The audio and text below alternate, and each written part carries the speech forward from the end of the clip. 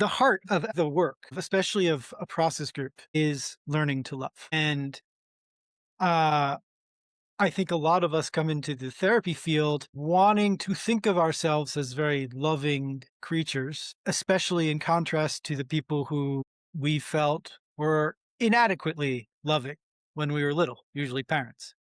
Um, so one of the challenges for us as people and as members in a group and as leaders and teachers is getting over our own idea of ourselves as loving, because my belief and experience is uh love is based on fullness. And if you're like me for a long time, you are attached to an idea of love that's very one-sided, that doesn't have resentment and impatience. You can, I don't know it by heart, but there's that famous biblical quote, like love is patient, love is kind, blah, blah, blah, blah, blah.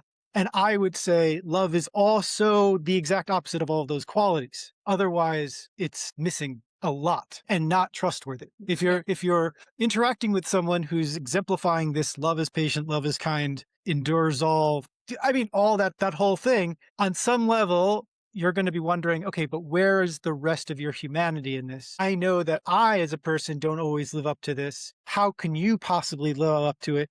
How can you possibly relate to me if I don't live up to this and it doesn't seem like you're in touch with the opposite of this? So one of the major hurdles that most therapists especially have is saying, oh, I'm actually not as loving as I like to think of myself, and my love is much more one-sided and therefore untrustworthy than I like to think. And now I have this burdensome and unpleasant project of getting to know all the ways that I am not loving, which the most efficient and safest and most responsible way to do is to be in a group. Every other way is going to have costs to you in your life. With the people who you are getting in touch with your shadow with, there's going to be fallout and casualties of that because they got used to this one-sided loving version of you, and why should they have to adapt to this new version?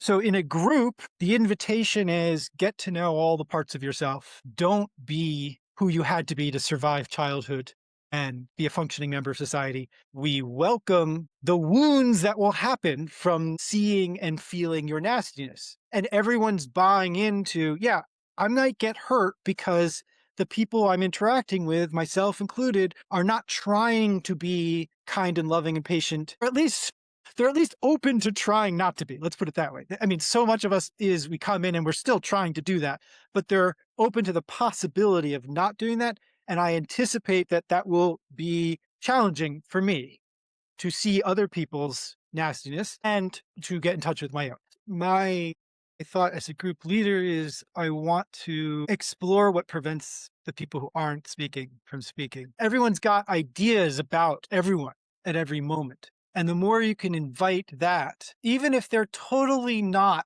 accurate, they're just your fantasies at the time.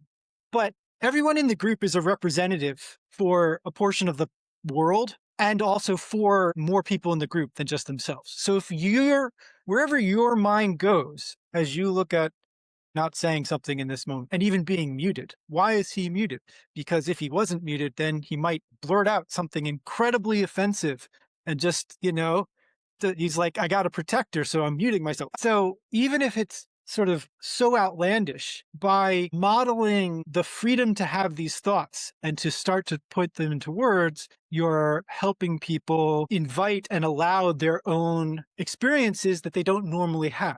The parts that, when we're trying to, the quietness often is, if I were in a social setting, I wouldn't say this. It would be impolite. It would be rude. It might hurt someone's feelings. It might jeopardize the relationship. It might, whatever. My wife would be really offended if she knew I was saying this, or, I'd get, issues at workplace for sexual harassment if I said this, or whatever. You want to invite the speculation that goes beyond the social parameters. Now I can regress as much as I possibly can and get to know those parts of myself that I can't know when I'm monitoring myself because how is this going to affect me in life? And if I have all of my desires and motivations in addition to the therapeutic ones, it can't stay a dream. It's like, well, I also want you to refer to me, and I also want you to look good, and maybe I want to date you, and maybe, like, it can't. Whereas the ideal of a process group is that your relationship with the people in it is like a dream.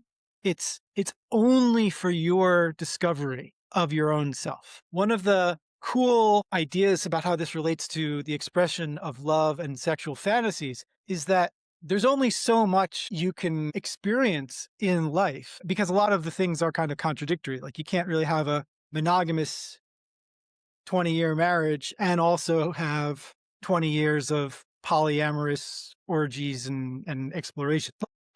At least for that 20-year period, you sort of have to choose one, and they have different advantages and disadvantages. So that's true for a lot of things where you choose one and you don't get to have the other one. And in a process group space where you're creating this shared dream, where I don't have any connection to you other than this group, and the leader is responsible for holding it. Anytime anyone has any kind of fantasy, or they're talking about their actual life, or they're talking about where their mind goes in their erotic imagination, you get to step into that and discover how that lives in you. And I would assume, coming from a psychoanalytic perspective, that whenever there's a silence, there's an aggressive thought and feeling, and there's a sexual thought and feeling. So, you know, part of the exercise as a group leader and as a member is to wonder about those two categories pretty much at any moment.